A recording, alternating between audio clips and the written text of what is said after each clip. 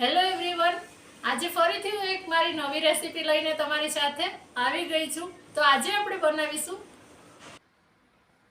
આજે વધેલા લાદી પાઉં છે એમાંથી આપણે ગ્રેવી મંચુરિયન બનાવવાના છે. આ મંચુરિયન એટલા ટેસ્ટી લાગે છે કે તમને ખ્યાલ જ નહીં આવે કે આપણે બહારથી લીધા છે કે ઘરે બનાવ્યા છે. અને એ પાઉંમાંથી બનાવ્યા છે એવું પણ ખ્યાલ નહીં આવે. તમારી પાસે બ્રેડ હોય તો તમે બ્રેડનો યુઝ કરી શકો. મારી પાસે આટલા આજે પાઉં છે એ બચ્યા હતા અને પાઉંભાજી કે બીજું કંઈ જ કોઈને નહોતું ખાવું, એટલા માટે મેં આનો યુઝ કરીને અત્યારે મંચુરિયન બનાવ્યા છે. તો અત્યારે મારી પાસે 9 પાઉં હતા, એમાંથી મેં મિક્સચર જાર લીધું છે ને એમાં નાના નાના આપણે ટુકડા કરી અને એનો ભૂકો કરી લેવાનો છે. આને આપણે મિક્સચર જારમાં જ કરવાના છે, કારણ કે હાથેથી છે ને સરખા નહીં થાય, એટલે મિક્સચર જારમાં એક સરખો ભૂકો એનો થઈ જશે. આવો આપણે કરવાનો છે, તરત થઈ જશે, એમાં વાર નહીં લાગે. અને પાઉં છે એ ફ્રેશ જ છે. તો આપણે બધા જ પાઉંનો આ રીતે ભૂકો કરી લીધો છે. આ બેઝમાં આપણે આ યુઝ કરવાના છે. આમાં આપણે કોઈ જ લોટનો કે ઉપયોગ નથી કરવાના. ઇવન આપણે આને તળવાના પણ નથી, તળિયા વગર આપણે બનાવવાના છે. હવે આપણે આ જે મંચુરિયનમાં બધા ઇન્ગ્રેડિયન્ટ્સ યુઝ થાય છે એમાં મેં કોબી જ લીધી છે. મેં બધું જ વેજીટેબલ્સ છે એને બારીક મેં ચોપરમાં ચોપ કરીને લીધું છે. આની અંદર આપણે અડધો કપ જેટલું કોબી જ લઈ લઈએ છીએ. ત્યાર પછી આપણે આ બારીક ચોપ કરેલી ડુંગળી લીધી છે.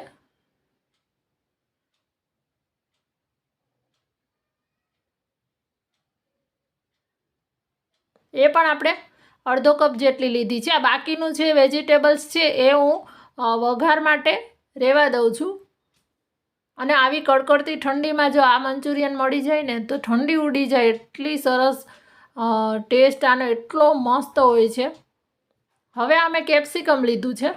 કેપ્સિકમને પણ મેં ચોપરમાં ચોપ કર્યું છે. એમાંથી પાણી જે છૂટ્યું છે એ આની અંદર આપણે લઈ લેવાનું છે, કારણ કે આમાં આપણે બીજું પાણી કે યુઝ નથી કરવાનું. આનું બાઇન્ડિંગ વેજીટેબલ્સથી જ આવશે. અડધો કપ જેટલા કેપ્સિકમ લીધા છે. ત્યાર પછી આ આદુ લસણ છે, એને પણ મેં બારીક ચોપરમાં ચોપ કર્યા છે. એના ચંક્સ છે એ આવશે મોઢામાં, ચાવવામાં તો મસ્ત લાગશે. ને આની અંદર મંચુરિયનમાં પણ આપણે ભરપૂર પ્રમાણમાં લઈએ છીએ, એટલે 2 આપણે મોટી ચમચી જેટલા લીધા છે.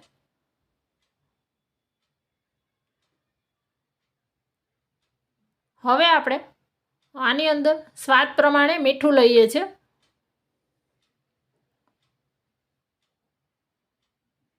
પાઉંમાં હોય છે એટલે અત્યારે એ પ્રમાણે વેજીટેબલ્સના ભાગનું આપણે મીઠું લેવાનું, એટલે એ થઈ જશે. અને સોસમાં પણ હોય છે.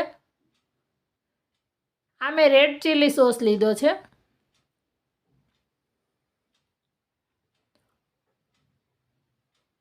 ત્યાર પછી સોયા સોસ લેવાનો છે.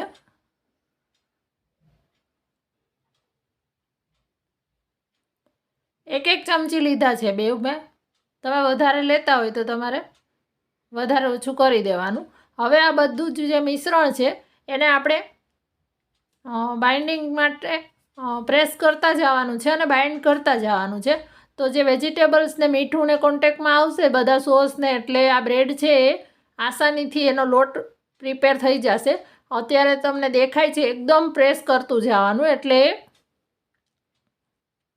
લોટ સરસ બંધાઈ જશે, બાઇન્ડ થઈ જશે. આમાં પાણી એડ નથી કરવાનું. જો તમારી બ્રેડ છે એ ફ્રેશ ના હોય અને જો ડ્રાય લાગતું હોય મિશ્રણ, તો તમારે 1 ચમચી લેવાનું, પણ આમાં જરૂર જ નથી પડતી. તમે આને પ્રેસ કરતા જશો ને એટલે આ રીતે જો મેં 1 પણ ચમચી પાણી નથી લીધું, છતાં તમારે જો ડ્રાય થઈ ગઈ હોય બ્રેડ તો લઈ લેવાનું. અને આ રીતે એને એક વાળીને જોઈ લેવાનું. બાઇન્ડિંગ આવી જાય છે ને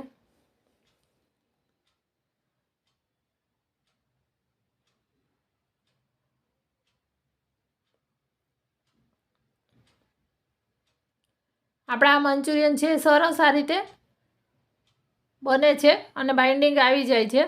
એટલા માટે આને હવે આપણે કાંઈ એડ નથી કરવાનું. આમાંથી આપણે બધા જ મંચુરિયન્સના આ રીતે નાના નાના બોલ્સ બનાવી લેવાના છે। તમને જે સાઇઝના ગમે એ સાઇઝના બોલ્સ તમારે રેડી કરી લેવાના છે।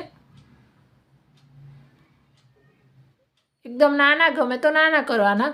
અત્યારે આપણે તળવાના નથી આને। અત્યારે આપણે આ રીતે જે અપમનું પેન આવે છે એની અંદર આપણે આને રોસ્ટ કરીશું। તો એના માટે મેં આ રીતે તેલ લઈ લીધું છે। અત્યારે હું ઓછું તેલ લઉં છું। આનાથી પણ વધારે તેલ લઈને પણ તમે કરી શકો છો। હવે એક એક બોલ્સ અંદર મૂકી દેવાના છે। આને તમે ડીપ ફ્રાય પણ કરો છો। હું અમુક વખત ડીપ ફ્રાય કરું છું અને અમુક વખત આ રીતે રાખું છું। ડીપ ફ્રાય કરીએ ને તો પણ એકદમ ક્રિસ્પી બને છે, કારણ કે બ્રેડના કારણે। અત્યારે ગેસની ફ્લેમ શરૂઆતમાં આ તવી છે એકદમ ગરમ છે, એટલે મેં થોડી સ્લો રાખી છે। પછી આપણે મીડિયમથી ફાસ્ટ સુધી કરતું જવાનું। વચ્ચે વચ્ચે ગેસની ફ્લેમ સ્લો મીડિયમ કરતા જશું ને એટલે એકદમ ડાર્ક બળી નહીં જાય અને ધીમે ધીમે ચડી જશે। અને બ્રેડ છે એ પ્રી કુકડ હોય જ છે, એટલે એમાં કંઈ જ, અને વેજીટેબલ્સ જે આપણે લીધા છે એ બધા જ કાચા ખાઈ શકાય એવા છે। એટલે આમાં આપણે બહુ આને વધારે વાર સુધી અંદર સુધી કાચા રહીએ ને એવી રીતે જરૂર નથી કંઈ।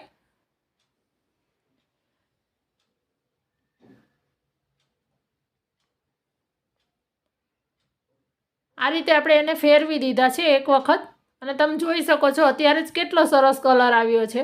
પણ આને આપણે મંચુરિયન કરવાના છે, એટલે આને ડાર્ક હજી કરવાના છે। હવે આપણા બધા જ જે મંચુરિયન છે એ ફેરવી અને એને શેકી લેવાના છે। શેકવામાં જો પછી ઉપર રોસ્ટેડ ઇફેક્ટ આવવા લાગશે। હવે આપણે એ કાઢી લીધા છે અને બીજો વેજ મૂકી દીધો છે। એને પણ આપણે તળાવવા માટે બધા જ આપણા મંચુરિયન છે જો કેટલા મસ્ત છે, એટલા ક્રિસ્પી દેખાય છે ને આમ ને આમ। આને ચા સાથે પણ બહુ, હું ચોમાસામાં આ રીતે મારી પાસે બ્રેડ કે વધી હોય તો સાંજે ચા સાથે નાસ્તામાં બનાવું છું। એ પણ બહુ જ મસ્ત લાગે છે। તળીને બનાવું છું, એકદમ ક્રિસ્પી થાય છે। અત્યારે આપણે તળિયા વગર લઈએ છીએ, અને આ એમનેમ તો બાળકો હજી આપણે વઘાર્યા પણ નહીં હોય ને ત્યાં એમનેમ જ અડધા તો ખવાઈ જશે। હવે આપણે એક કઢાઈની અંદર તેલ લેવાનું છે। 1 ચમચી તેલ ગરમ મૂકી દીધું છે। હવે એની અંદર આપણે વધેલા જે આદુ લસણ બધા હતા એ બધું જ આની અંદર લઈ લેવાનું છે। આદુ લસણને એકદમ બારીક મેં ચોપ કરી લીધું છે ચોપરમાં। જો તમને ખાંડીને ગમે તો ખાંડીને, અથવા નાઇફથી કટ કરેલું, જેવું તમને ગમે એ રીતે તમારે કટ કરી લેવાનું અને એને સાતળવાનું છે એકદમ મસ્ત। મંચુરિયનમાં ને જે ચાઇનીઝ બધી રેસિપીઝમાં આદુ લસણનું પ્રમાણ ખૂબ વધારે હોય છે, તો એનો ટેસ્ટ વધારે સરસ લાગે છે। હવે આપણી જે બાકીની ડુંગળી હતી એ લઈએ છીએ, અડધો વાટકો જેટલી।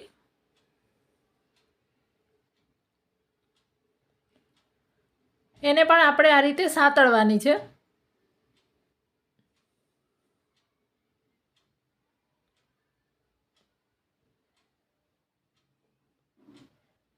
ત્યાર પછી આપણું કેપ્સિકમ છે એ લઈ લઈએ છીએ।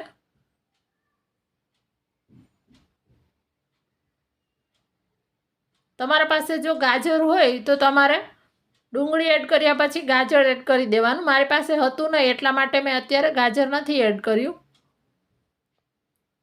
ત્યાર પછી આપણી જે કોબીજ છે એ પણ લઈ લઈએ છીએ।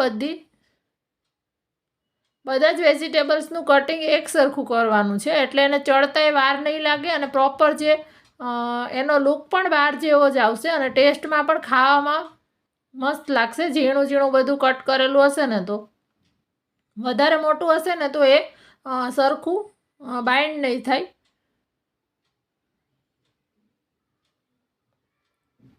અને આ બધું ફાસ્ટ ફ્લેમ પર જ કરવાનું છે। ફટાફટ અંદર બધું નાખતું જવાનું છે અને એને સાતળતું જવાનું છે। હવે એ જે કોબીનો બાઉલ હતો એમાં જ મેં 1 ટેબલ સ્પૂન જેટલો કોર્નફ્લોર લીધું છે। એની અંદર પાણી થોડું લઈ અને આ કોર્નફ્લોરની સ્લરી બનાવી અને આપણે સાઈડમાં મૂકી દેવાની છે।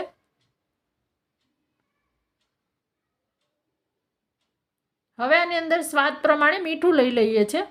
બધા સોસ પણ એડ કરશું એટલે એ રીતે પ્રમાણસર મીઠું લેવાનું। ત્યાર પછી અડધી ચમચી મેં મરી પાવડર લીધો છે। તમને વધારે તીખું ગમે તો તમે તીખા લીલા મરચાં એડ કરી શકો છો.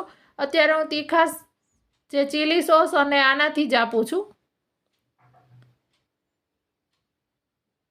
આ મેં રેડ ચીલી સોસ લીધો છે.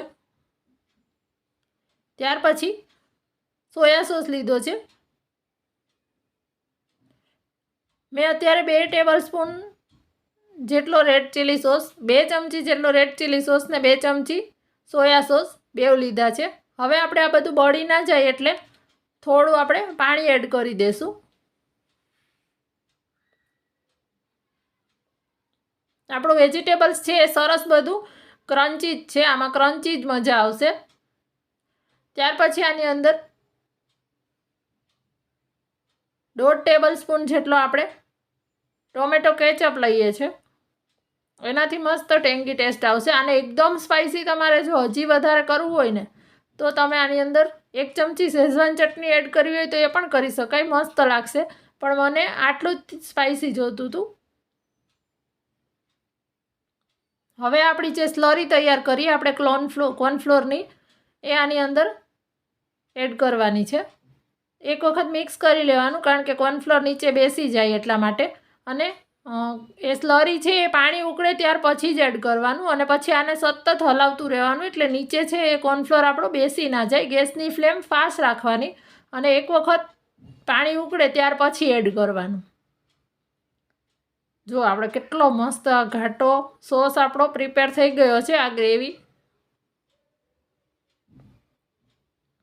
હવે આમાં તમારે કેટલું ગ્રેવી જોઈએ છે એ પ્રમાણે આની અંદર પાણી એડ કરી દેવાનું. અત્યારે કન્સિસ્ટન્સી તમને ગમતી હોય એટલી લિક્વિડ રાખવાનું. અને રાઈસ સાથે પણ આ મંચુરિયન રાઈસ સાથે પણ બહુ જ મસ્ત લાગે છે, ફ્રાઈડ રાઈસ અને આ મંચુરિયન. હવે આપણા જે મંચુરિયન બોલ્સ બધા રેડી કર્યા હતા એ આપણે આની અંદર એડ કરી દીધા છે અને એક વખત સરસ બધું મિક્સ કરી દેવાનું છે.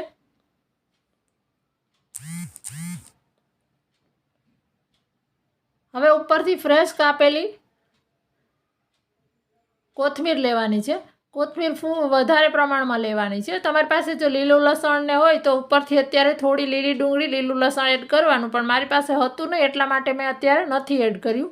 પણ એમને પણ એટલું મસ્ત લાગે છે ને, તમે એક વખત આ ઘરે ટ્રાય કરશો ને પછી તમને આ એટલા ઇઝી લાગશે ને કે તમે જે બીજા મંચુરિયન આપણે બનાવતા હોય છે એ બધા જ ભૂલી જશો. તમે આ રીતે જ બનાવવા લાગશો. એટલા મસ્ત, પાછા હેલ્ધી વર્ઝન આપણે કર્યું છે, તળીને પણ નથી બનાવ્યા.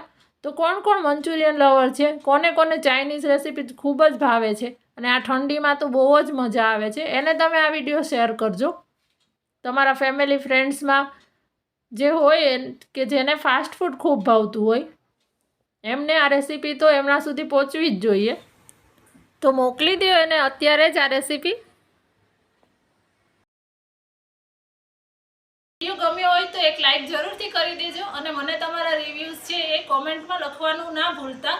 અને ચેનલને હજી સુધી જો સબસ્ક્રાઈબ ના કરી હોય તો સબસ્ક્રાઈબ પણ કરી દેજો અને બાજુમાં જે બેલ આઇકોન છે એને પ્રેસ કરી દેજો કે જેથી નવા વિડીયોની નોટિફિકેશન તમને સૌથી પહેલાં મળી જાય. Thank you.